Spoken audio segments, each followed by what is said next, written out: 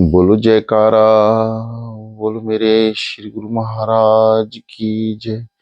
श्री सतगुरुदेव भगवान की जय। श्री नंगली निवासी भगवान की जय। श्री परमहंस दयाल जी महाराज की जय।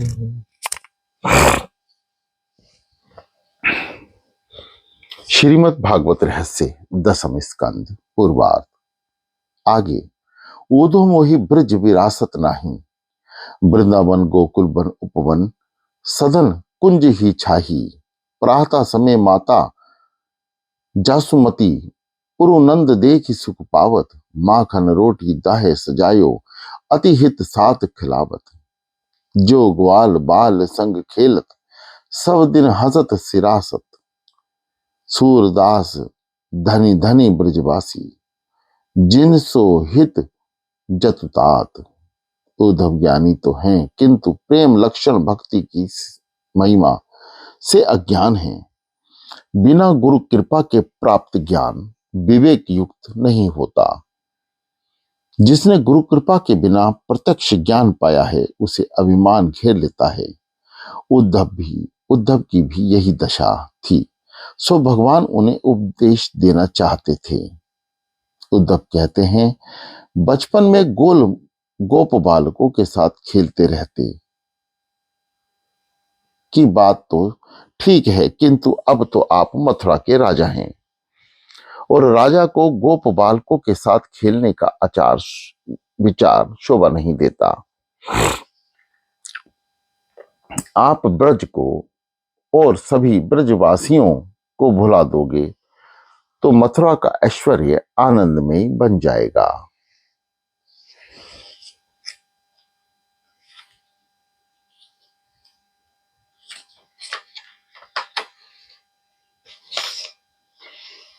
ज्ञान अभिमानी उद्धव जी, वे नहीं जानते हैं कि वे किसको उपदेश दे रहे हैं। श्री कृष्ण बोले, अरे उद्धव जी, तो मुझे ब्रज को भूलने को कह रहे हो। मैं सब कुछ भूल सकता हूं, किंतु ब्रज को नहीं भूल सकता। ब्रजवासी भी तो मुझे बहुत याद करते होंगे। प्रेम अनौर्ज्ञ होता है। हाँ, ब्रज भूलने के लिए एक उपाय है। यदि वे मुझे भूल जाएं तो मैं उन्हें भूल सकता हूं। उद्धव जी बोले, तुम ब्रज जाओ, वहां उनको वेदांत का उपदेश दो और उनसे कहो कि वे मुझे भुला दें। यदि वे मुझे भुला नहीं पाएंगे तो मैं भी उन्हें भुला नहीं पाऊंगा। संसार के सभी सुखों का त्याग करके वे सब मेरे लिए जी रहे हैं। मैंने वापस आने का वायदा किया था, सो वे मेरी प्रतीक्षा में प्राण टिकाए रहे हैं। तुम उनको उपदेश देकर निराकार ब्रह्म के उपासक बना दो। वैसा होने पर वे मुझे भूल जाएंगे और मैं उनको। मोह एक अपक्षीय होता है, किंतु पारस्परिक होता है, अन्योन्य होता है। भक्तिहीन ज्ञानी वाचाल होता है, भक्ति युक्ति ज्ञानी मौन रहकर अध्ययन करता है। उद्धव जी के पास ज्ञान तो था, किंतु भक्ति नहीं थी। वह कहने लगे, मुझे वहां भेजने के बदले प्रति सप्ताह एक एक पत्र भेजते रहिए। वे आपको पत्र लिखेंगे। इस तरह पत्र व्यवहार से प्रत्यक्ष मिलन सा आनंद होगा। प्रेम का संदेश पत्र से पूर्णता कैसे पहुंच पाएगा जा सकता है। प्रेम तो प्रत्यक्ष मिलन पर ही पूर्णता व्यक्त किया जा सकता है। प्रेम को संदेशो ऊधो पति न पठाए। पत्र में इच्छा अनुसार सब कुछ कैसे लिखा जा सके। पत्र में लिखते समय बहुत सी मर्यादाएं बाधक हो सकती हैं। प्रेम तत्व से उद्धव जी परिचित नहीं हैं। पत्र में लिखा जाता है, हमेशा याद करने वाली। अरे ऐसा कभी ना हो सकता है। विचार और व्यवहार में अंतर होता है, सो पत्र में सब कुछ खुलकर सच्चा लिखा नहीं जा सकता। उद्धव जी क्या जाने कि श्री कृष्ण और गोपी तो एक ही हैं। वे पत्र लिखने का आग्रह करते हैं। ज्ञानी पुरुष भक्ति हृदय की बातें नहीं जानते। उद्धव जी प्रेम का रहस्य जानते ही नहीं थे। श्री कृष्ण उद्धव जी श्री कृष्ण बोले, उद्धव जी पत्र लिखने का तो मैंने कोई बार प्रयत्न किया, किंतु लिख नहीं पाया। लिखूं तो क्या लिखूं? मैं अपनी माता को पत्र के टुकड़े से कैसे धीरज बधाऊं? यह तो मुझे निहार कर, गले लगाकर, खिला पिलाकर ही शांत और संतुष्ट हो सकती है। श्री कृष्ण ने कई बार यशोदा को पत्र लिखना चाहा, किंतु वे ऐसा सोचकर रुक जाते कि पत्र पढ़कर माता और अधिक याद करके दुखी होगी। एक बार तो वे इधर आता नहीं है और पत्र भेजकर और दुखी करता है। कृष्णा पत्र में यशोदा शब्द लिखते ही रुक जाते। आगे कुछ लिखने जाते तो आंखों से आंसू आ जाते। प्रेम की भाषा ही न्यारी है। प्रेम भाषा और शब्द की सीमा से परे है। सच्चा प्रेम तो हृदय से सुना सकता है, पत्र द्वारा वे व्यक्त नहीं किया जा सकता। उद्धव जी मेरी समझ में नहीं आता कि मैं क्या और कैसे लिखूं।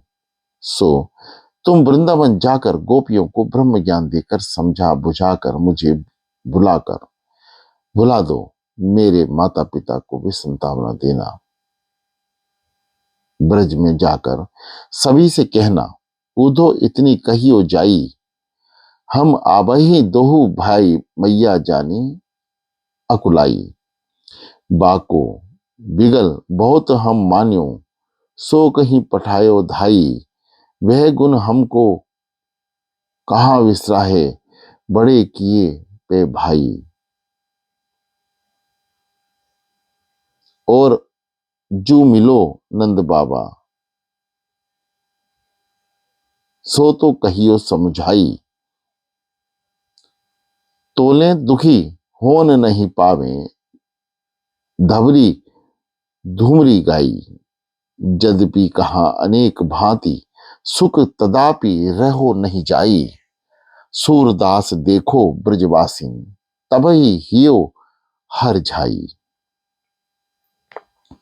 उद्धव जी ये संसार के सभी वैभव हैं, किंतु हृदय का शुद्ध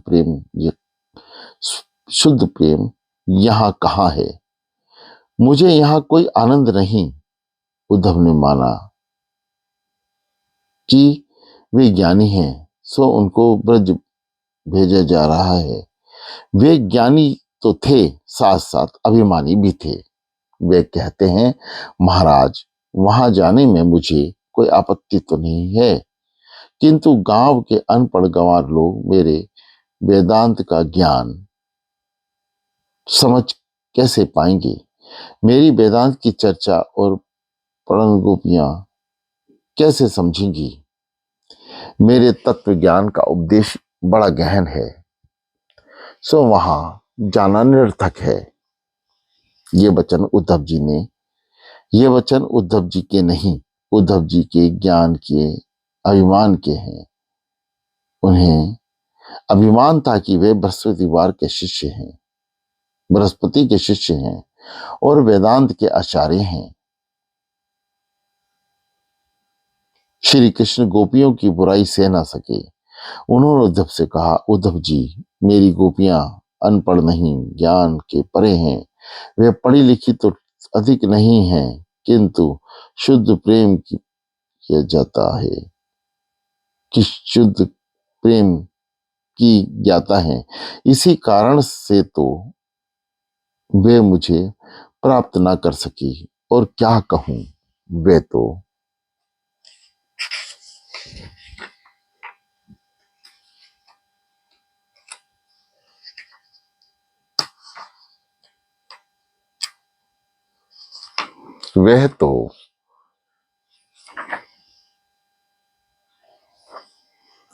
तातमस्का मात प्राणा मदारते, त्यदृत्यः का। गोपियों का मन निरंतर मुझी से लगा हुआ है। उनका प्राण और जीवन में मैं ही हूं। मेरे लिए उन्होंने अपने पति, संतान, रिश्तेदारों का त्याग कर दिया है। वे मुझे अपनी आत्मा मानती हैं। उद्धव, मेरी गोपियां अनपढ़ होते हुए भी प्रेम की मूर्ति हैं, स्नेह और ज्योति हैं। प्रेम की रीति वे भली भांति जानती हैं। उद्धव, मेरी गोपियों को ज्ञान की आवश्यकता है और तुम्हें प्रेम की, भक्ति की, सो तुम्हें वहां जाना होगा। मात्र अकेले ज्ञान से क्या, अकेली भक्ति से मनुष्य पूर्ण नहीं होता। जीवन में ज्ञान और भक्ति दोनों का समन्वय करके प्रेम में जीवन जीकर प्रभु को प्राप्ति करनी है। शब्द ज्ञानी को नम्र बनाने में कुछ समय लगता है। उसके दिल में ज्ञान की अकड़ होती है। अभिमान उसे नम्र बनाने के लिए रोकता है। विनय अपने साथ सद्गुण लाती है और अभिमान दुर्गुण दूर करती है। भगवान जानते हैं कि अभिमानी उद्धव गोपियों को बंधन तक नहीं करेंगे। बंधन किए बिना कल्याण कैसे होगा? सो उन्होंने आदेश दिया कि गोपियों को बंधन करना। उद्धव जी की तो इच्छा नहीं थी कि वे भगवान के आग्रह के कारण ब्रज जाने को वे तैयार हुए। उनका आदेश ही है तो मैं वहां नंद जी, यशोदा जी, गोपियों और गोपाल को उपदेश दे आऊं। प्रभु बोले, उन सब से कहना कि मेरा कन्हैया उन सबको याद करता है। माता से कहना कि वे मेरे बिछुओं में रोए नहीं। प्रभु ने इस प्रकार सारी रात उद्धव को समझाया। प्रातः काल में उद्धव जी जाने लगे तो श्री कृष्ण ने अपना पीतांबर और वैजंती माला प्रसाद के रूप में जाने देते हुए कहा, उद्धव जी, तुम मेरी इन प्रसादियों को धारण करके ही गोपियों से मिलने जाना। मेरी गोपियां ना तो किसी पर पुरुष को देखती हैं और ना पर पुरुष पर से बोलती हैं। वे मेरा ये पीतांबर देखकर तुम्हें मेरा दूत मानेंगी। उन्हें विश्वास हो जाएगा कि तुम मेरे हो। वे मान लेंगी कि यह तो अपने श्याम सुंदर का अंतरंग सुख है। ऐसा विश्वास हो जाने पर वे तुमसे बात करेंगी। सो इन दोनों वस्तुओं को धारण करके ही उनके पास जाना। उद्धव जी, उद्धव, तुम भाग्यशाली हो कि ब्रज भूमि में जा रहे हो। ब्रज प्रेम भूमि है जो सभी का कल्याण करती है। तो तुम्हारे कल्याण के हेतु ही मैं तुम्हें वहां भेज रहा हूं। उद्धव जी का रथ चलने लगा तो श्री कृष्ण ने उद्धव जी से कहा, मेरे माता पिता को मेरा प्रणाम कहना और उन्हें आश्वासन देना कि उनका कन्हैया वहां अवश्य आएगा। इतना कहते कहते तो श्री कृष्ण को रोना आ गया। उद्धव जी की समझ में भी नहीं आ रहा है कि ब्रज की याद करते ही प्रभु की आंखें क्यों बह निकलती हैं। जीव तभी अपना जीव तत्व छोड़कर ईश्वर के साथ प्रेम में तमन्य हो जाता है। तब ईश्वर तत्व ऐश्वर्य भूल जाता है। श्री कृष्ण मथुरा के अधिपति अपना पद ऐश्वर्य भूलकर प्रेम में पागल होकर उस रथ के पीछे पीछे दौड़ रहे हैं और उद्धव जी का संदेश देते जा रहे हैं। उद्धव जी ने कहा, मैं रथ में बैठा हूं, आप राजा हैं और मैं सेवक हूं।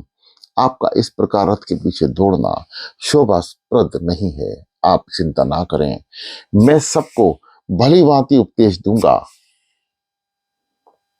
अब प्रभु रुक गए। मेरा उद्धव भाग्यशाली है जो प्रेम भूमि पहुंच रहा है। वे रथ को देखते ही रहे। इस ओर जब से कन्हैया गोकुल छोड़ गया है, वन में सघन कुंजे वीरान सा सी हो गई है।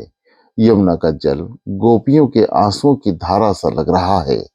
गायों ने घास खाना छोड़ दिया है और मथुरा की दिशा निहारती रहती है। मथुरा की दिशा की तरफ निहारती रहती है। श्याम ब्रह्म में हर कोई व्यथित है, व्याकुल है। एक सखी ने व्यथा का एक सखी ने व्यथा को इस शब्दों में बाणी दी।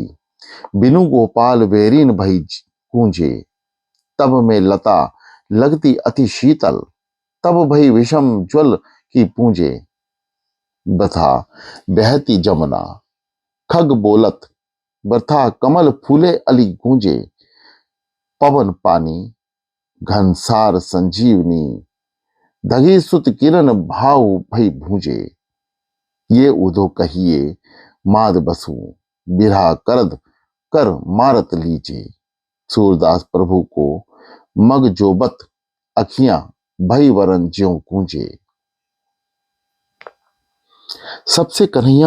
जब से कन्हैया मथुरा गया है, नंद यशोदा ने अन्न का एक दाना भी मुंह में नहीं रखा है। जब तक वे नहीं लौटेगा हम नहीं खाएंगे। ना रात को नींद आती है और ना दिन में चैन। कृष्ण विरह में जीव अकुलाएगा, झटपटाएगा और आंखें बरसने लगेंगी तो मन की मलिनता दूर हो जाएगी। बाहर का जल शरीर को धोता है, विरहाश्रु हृदय की मलिनता को धोते हैं। विरहाश्रु हृदय को शुद्ध पवित्र करते हैं। यशोदा जी सोचती रहती थी कि अपना कन्हैया जब लौटेगा तो मैं उसे अपने गले लगा लूंगी और गोद में बिठाकर भोजन कराऊंगी, उसे खिलाकर ही खाऊंगी। घर की हर वस्तु कन्हैया की याद दिलाती है। इस पात्र में लाला माखन मिश्री खाता है, इस पात्र में लाला मासन मिश्री खाता था, उस सेज पर आराम करता था। नंद यशोदा इस प्रकार लाला की याद में डूबे रहते, आंसू बहाते रहते और परस्पर आश्वासन देते रहते थे।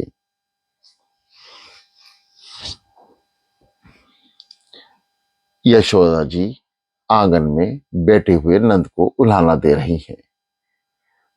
आप ही के कारण लाला ब्रज छोड़ गया।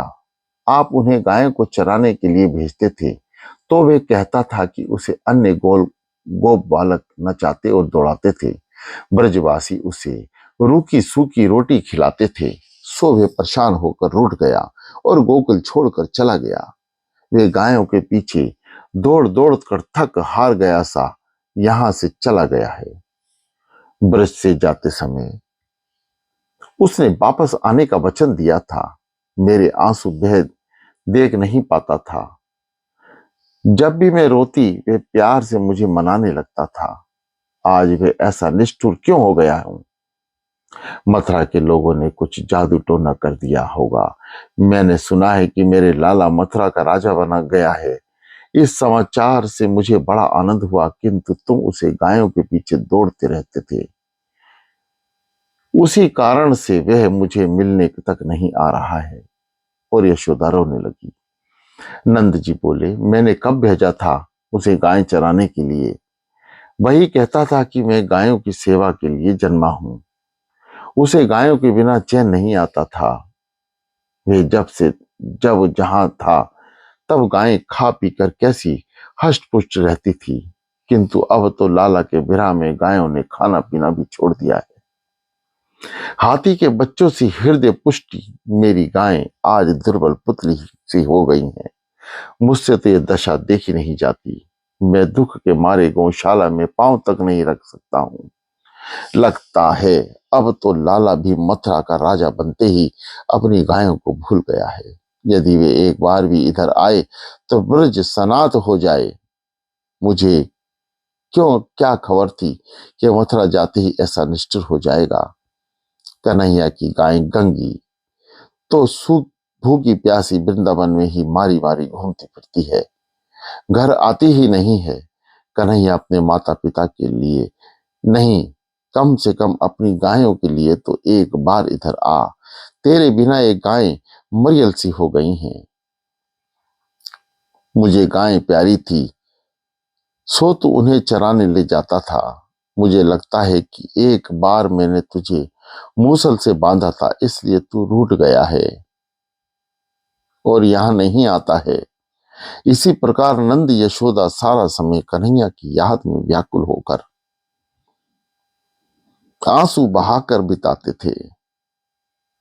किसी के आग्रह पर कभी कभार कंदमूल खा लेते थे। एक दिन वे दोनों आंगन में बैठकर कृष्ण की बाल लीलाओं की याद में खोए हुए थे कि एक कौआ आकर कांव कांव करने लगा। कोए की बोली शगुनमयी मानी जाती है। कोए को सुना तो यशोदा ने सोचा कि आज मथुरा से शायद कोई आएगा। ये कृष्ण के वचन को याद करते हुए कोए से कहने लगी, मेरा कन्हैया यदि आ जाए तो मैं तेरी चोंच में मैं तेरी चोंच से मैं सोना मडवाऊंगी, तुझे मिष्ठान खिलाऊंगी। कोया मेरा लाला कब आएगा। उधर उद्धव जी ने रथ ने उद्धव उधर उद्धव जी के रथ ने मथुरा की सीमा पार करके ब्रज भूमि में प्रवेश किया। ब्रज भूमि तो दिव्य है, सात्विक है, प्रेम भूमि है। यहाँ के पशु पंछी वृक्ष सब कुछ दिव्य है। ये सब भी राधा कृष्ण का कीर्तन करते हैं। वृंदावन की महिमा का वर्णन कौन कर सकता है। कृष्ण के जाने के बाद मथुरा के ग्वाल बाल भी रोज प्रतीक्षा करते रहते हैं। लाला ने शाम को लौटने का वादा किया था, वे आता नहीं था, सो सब रोते घर लौट जाते। रोज का यही क्रम था। एक दिन श्री दाम, मधुमंगल आदि सब ग्वाल बाल रास्ते में बैठे हुए लाला की प्रतीक्षा कर रहे थे कि दूर से रथ आता दिखाई दिया। बालकों ने सोचा कि लाला ही आया है। दौड़ते हुए रथ के पास पहुंचे, किंतु रथ में बैठा था जो रथ में बैठा था वह नीचे नहीं उतरा। यदि कन्हैया होता तो कूद कर नीचे आकर गले लगा जाता। उद्धव जी बालकों को देखकर भी रथ में ही बैठे रहे और बच्चों से कहने लगे, मैं श्री कृष्ण का संदेश लेकर आया हूं, ये वे आने वाला है, मैं उद्धव हूं। बालक कहने लगे, उद्धव जी, हम कन्हैया को सुखी करने के लिए उसकी सेवा करते थे। कभी हमने तो ऐसा सोचा था कि वह निष्ठुर हो जाएगा। कन्हैया के बिना यहाँ सब सुना सुना लगता है। वंशी बट, यमुना किनारा, वृंदावन, सब कुछ सुना सा उदास है। यहाँ था वह हमसे बड़ा प्यार करता था, किंतु लगता है कि वहां जाकर वह हमें भूल गया है। उद्धव जी उनसे कहना कि गोवर्धन नाथ ब्रज में सभी उसे याद करते हैं, उसके बिना ब्रज उजड़ गया है, वह कब आएगा इधर। बालक उद्धव जी ने नंद बाबा के घर का रास्ता दिखलाते हुए कहने लगे, बाबा उद्धव को नंद लाल का रास्ता दिखलाते कहने लगे, अच्छा हुआ कि तुम आ गए। हमें भी कन्हैया का संदेश भेजना है, किंतु तुम पहले नंद यशोदा के पास जाकर उनको संतावना दो। वे रात दिन लाला की प्रतीक्षा में रोते गए हैं, हम फिर मिलने आएंगे। इधर यशोदा कोई से बात कर रही थी कि रथ आंगन में आ पहुंचा। नंद यशोदा ने माना कि कन्हैया ही आ गया है। दोनों की जान में जान आ गई। दोनों रथ के ओर दौड़ पड़े। दोनों पुकार उठे, कन्हैया आया, लाला आया। वे दोनों दौड़ते हुए रथ के पास पहुंचे, किंतु उसमें कन्हैया नहीं, कोई और ही था। कृष्ण को ना देखो तो कृष्ण को पुकारते हुए नंद जी मूर्छित हो गए। उद्धव जी को तो समझ में नहीं आ रहा था कि ये लोग कृष्ण का नाम लेकर क्यों रो रहे हैं। यशोदा जी धीरज धर कर एक दासी से कहने लगी, यह कोई बड़े व्यक्ति लगते हैं, इनका स्वागत करो। उद्धव जी स्नान और भोजन आदि से निवृत्त होकर आराम करने लगे। दासी ने नंद जी से कृष्ण की मित्र के आने का समाचार कहा तो उनकी मूर्छा दूर हो गई। नंद बाबा ने आंखें खोली। नंद जी को प्रणाम करते हुए उद्धव जी ने कहा, मैं आपके कन्हैया का मित्र उद्धव हूं और उसका संदेश लेकर आया हूं। नंद जी ने भी कुशल मंगल पूछा। उन्होंने सोचा कन्हैया स्वयं नहीं आ सका होगा, सो अपने मित्र को भेजा होगा। उद्धव जी, अच्छा हुआ कि आप आए। कंस की मृत्यु से सब यादव सुखी हुए होंगे। उद्धव जी, सच सच बतलाना, क्या कन्हैया कभी हमको याद भी करता होगा क्या? अपि स्मरति नः कृष्ण मंत्रम सुहृदम सखीनम गोपनम ब्रजम चात्मनाथम गावो वृंदावनम गिरिवहम। उद्धव जी बोले, यहाँ के गोप गोपियां, तरुवर, गिरी, गायें, वन सभी कन्हैया को ही अपना सर्वस्व मानते हैं। क्या कन्हैया कभी हम सबका स्मरण करता भी है? उद्धव जी, कन्हैया ने कहना कि गिरिराज, ये यमुना उसकी प्रतीक्षा कर रहे हैं। उसकी गंगी गायें तो वन में घूमती रहती है। वह वही यमुना है जिससे कृष्ण जल कीड़ा करता था। वे वही गिरिराज है जिसको उसने अपनी उंगली में उठा लिया था। ये वही वन प्रदेश है जहां श्री कृष्ण गायों को चराता हुआ बंसी बजाता था। वे मैदान देखो जहां कन्हैया अपने मित्रों के साथ खेलता रहता था। उद्धव जी, उन सबको देखकर मेरा मन कृष्णमय हो जाता है और मैं पागल सा हो जाता हूं। मुझे लगता है कि कन्हैया मथुरा में नहीं, यही है। मैं देख रहा हूं कि वह पालने में सोया हुआ है। कल सारी रात में उसे पालने में झुलाता रहा और उससे बातें करता रहा। सुबह हुई तो मैंने सोचा जगा दूं, नहीं तो गाय चराने में देरी हो जाएगी। जो ही मैंने पालने में झांक कर देखा तो वहां कुछ भी नहीं पाया।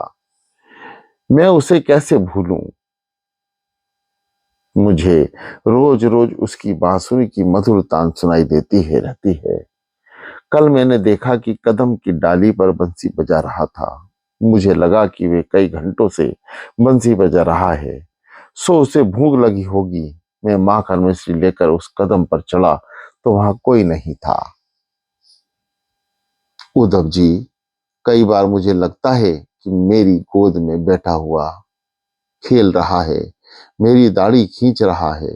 यमुना यमुना में स्नान करने जाता हूं तो लगता है कि वह मेरे पीछे पीछे चला आ रहा है। उद्धव जी, मैं उसे अपने कंधों पर बिठलाकर घुमाता था, सो मुझे कई बार आभास होता है कि वह मेरे कंधों पर बैठा गया है। यह समय अब कब वापस आएगा? उद्धव जी, मेरा कन्हैया कब लौटेगा? बोलो जयकारा, बोलो मेरे श्री गुरु महाराज की जय।